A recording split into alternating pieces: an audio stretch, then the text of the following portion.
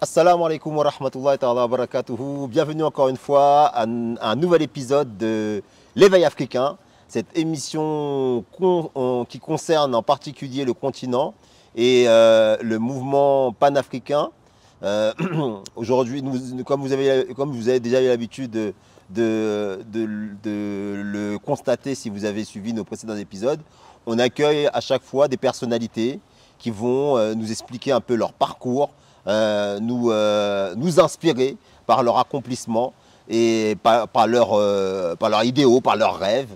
Et aujourd'hui, nous avons parmi nous Salim. Salim, wa alaykoum salam wa rahmatullahi wa barakatuhu. Salim est kayaker qui va avoir l'honneur de représenter son pays, la Tunisie, aux Jeux Olympiques 2024, ici en France. Salim, présentez-vous un peu plus à nos téléspectateurs. Salam alaikum, je m'appelle Salim Gemaï, j'ai 19 ans et donc je fais du kayak slalom. Et j'ai eu mon quota cette année pour participer aux Jeux Olympiques de 2024 à Paris. Oui, il faut préciser que vous avez battu un Comorien en finale, c'est ça? C'est ça, ouais. Oui, bon, ça commence mal, Salim. Ok, et est-ce que vous pouvez un peu nous expliquer un peu plus ce que c'est que le kayak pour Ouais. ceux qui ne savent pas un peu ce que c'est? En fait, le kayak, c'est assez simple, c'est un parcours chronométré. On est sur un bassin de slalom avec, il y a beaucoup de vagues, des rouleaux, des mouvements d'eau. Et on a des portes à passer. Des portes, c'est deux piquets, soit vertes, soit rouges. Mhm. Les vertes, on doit les remonter. Les vertes, on doit les descendre, pardon, et les rouges, on doit les remonter. Et donc c'est un chrono, il faut être le plus rapide. Et si on touche ces piquets, donc les portes, on prend des pénalités. D'accord. Et vous avez été qualifié parce que vous avez été le champion parmi les Africains. C'est ça, ça, hein. c'est ça, ouais. J'ai été qualifié lors du championnat d'Afrique. Mhm. Il fallait être premier africain pour avoir son quota aux Jeux Olympiques. Et c'est ce que j'ai fait du coup. Félicitations. Merci. Félicitations. Donc on va avoir l'honneur et le plaisir de vous suivre pendant ces JO. Est-ce que, dans quelle mesure, en fait, est-ce que c'était un choix de votre part de représenter la Tunisie? Parce que je crois que vous avez la triple nationalité, hein, c'est ça, hein? C'est ça, ouais. Je suis français, tunisien et italien. D'accord. Donc pourquoi la Tunisie et pourquoi pas les deux autres? Alors parce que l'Italie, je suis assez éloigné de ses origines quand même. Mhm. Mais j'ai commencé le kayak sur le circuit français. Et en fait, à un moment, je me suis posé une question assez simple, c'est est-ce que je veux faire carrière dans le kayak? La réponse était oui.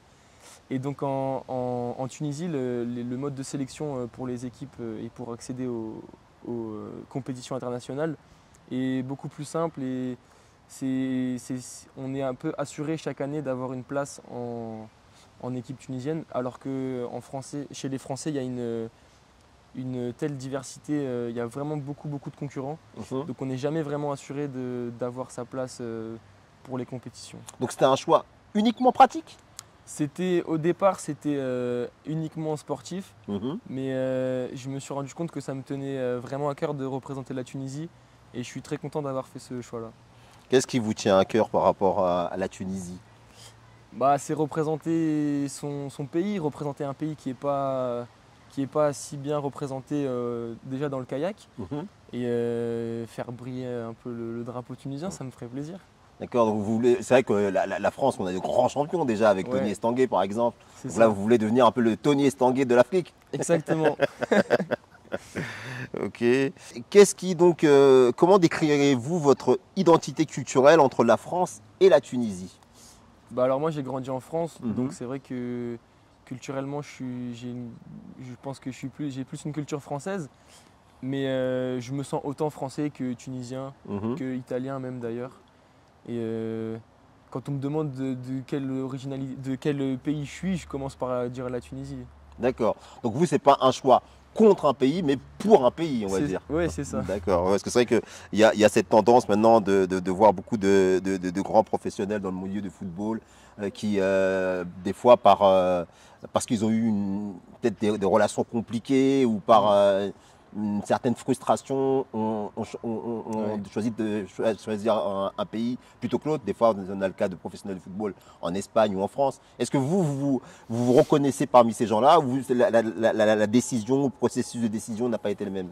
Non, il n'y a pas de rivalité, on va dire, entre ces pays. Ça me tenait vraiment juste à cœur de représenter la Tunisie. Et je suis très content de ce choix-là. Voilà. D'accord, donc il y a pas de revanche, de Non, revanche, non, il y a pas de... pas du Ok, tout. Non. d'accord, d'accord, d'accord. Et donc, quelle importance accordez-vous à vos racines dans votre décision? Est-ce qu'il y a eu cet appel de la terre, des ancêtres? Ben, comme j'ai dit au début, pas tant que ça, mais au final, en fait, ça fait vraiment très très plaisir de représenter la Tunisie. Puis même, je vois que même ma famille là-bas, ils sont super contents, ils sont très très fiers, donc moi, ça me fait encore plus plaisir. Et c'est vraiment un très bon choix de ma part, je pense. D'accord, et donc ça n'a pas été un choix difficile. Non. Ah oui, justement, par rapport à la famille, les proches, comment ils ont accueilli justement cette décision? Bah, ils étaient hyper contents pour moi, et puis je pense contents que leur pays soit représenté aussi. D'accord, donc j'imagine que ce sont vos premiers supporters. Ouais. Comment s'est passée votre intégration dans le nouveau pays et son équipe olympique? Ou peut-être pas olympique, parce que ça n'a pas encore commencé, Mm. mais lorsque vous faites vos compétitions internationales ou que vous représentez la Tunisie, comment ça se passe l'intégration avec les autres Ben, membres de l'équipe? ça se passe super bien. Moi, ils m'ont tout de suite accepté sans problème. Ils ont été hyper accueillants, très très sympas. Et non, il n'y a pas eu de problème. Et vous ne rencontrez pas des problèmes, par exemple ici avec la Fédération française, qui voit peut-être d'un mauvais œil qu'un enfant du pays, parce que vous êtes né en Ouais. France, vous avez grandi en France, vous avez utilisé les infrastructures françaises, et maintenant vous allez travailler pour un autre pays. Donc est-ce qu'il n'y a pas, de la part de la Fédé, je ne parle pas du club, de la Fédération? De la part de la fédération, non. Parce que non, il n'y a pas il y a pas de tension. Mais je vois chez les autres concurrents qui, eux, n'ont pas eu cette opportunité-là, qui auraient bien aimé avoir une opportunité comme ça peut des fois un peu porter. Est-ce qu'on peut dire que vous êtes un chanceux? Oui, Vous êtes un chanceux, oui, parce que vous aviez 3 possibilités, c'est ça. alors que souvent on n'en a qu'une seule. C'est ça. Et vous, vous en avez profité. Et ben, Ah, comme quoi, hein, le multiculturalisme, vous le démontrez, c'est une richesse. exactement. Euh, et est-ce que arriver avec une mentalité plutôt française a été difficile au début? Non, franchement, non. Parce qu'au final, ça s'est bien passé. Ils parlent français aussi. Donc on n'a pas eu de mal, même au niveau de la communication, tout ça. Mhm. Ils m'ont bien pris en charge et non, ça s'est bien passé. Ça s'est bien passé, Ouais. d'accord. Et avez-vous rencontré des préjugés ou des stéréotypes en raison de votre choix de représenter un pays africain? En France, alors, Oui.